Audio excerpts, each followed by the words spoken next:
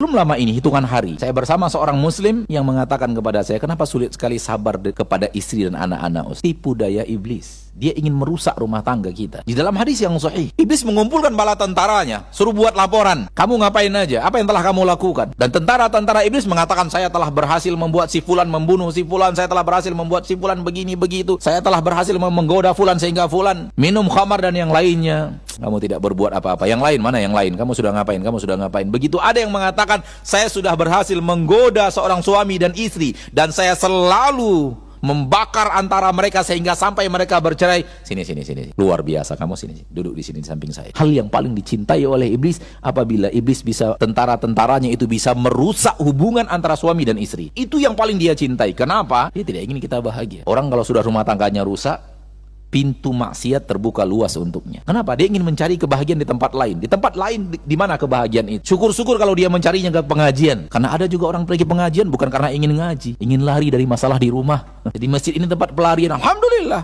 Kalau pelariannya ke majelis taklim, walaupun nggak baik-baik lah, nggak itu yang terbaik, harusnya duduk di majelis taklim untuk mencari ridho Allah, mendekatkan diri kepada Allah, mendengarkan ayat Al-Quran. Tapi tak tertutup kemungkinan pergi pengajian bukan karena itu. Disemprot sama istrinya di rumah, keluar pergi ngaji gitu. Tempat pelarian. Mungkin ada di antara kita, Allah alam, nggak tahu juga saya. Tapi ada yang seperti itu. Alhamdulillah kalau pelariannya masih apa? Masih masjid. Tapi betapa banyaknya manusia yang ketika dia bermasalah di rumahnya larinya bukan ke masjid, nongkrong, warung, cari teman, diskusi, bukan diskusi, cerita dan semacamnya. Pintu maksiat terbuka luas. Dan kekuatan umat Islam berada di rumah tangga. Rumah tangga umat Islam bagus, Islam bagus. Rumah tangga umat Islam bobrok, Islamnya bobrok. Oleh karena itu kenapa Nabi begitu serius mengurus rumah tangga, mengajarkan bagaimana cara berumah tangga, mempraktekkan rumah tangga yang terbaik agar ditiru, agar kekuatan Islam itu terjadi. Rumah tangga apabila baik akan mendatangkan orang-orang yang akan berbuat terbaik untuk negerinya, untuk masyarakatnya, untuk agamanya terutama, untuk bangsanya, untuk negaranya. Tidak akan lahir pahlawan-pahlawan hebat kecuali dari ayah dan ibu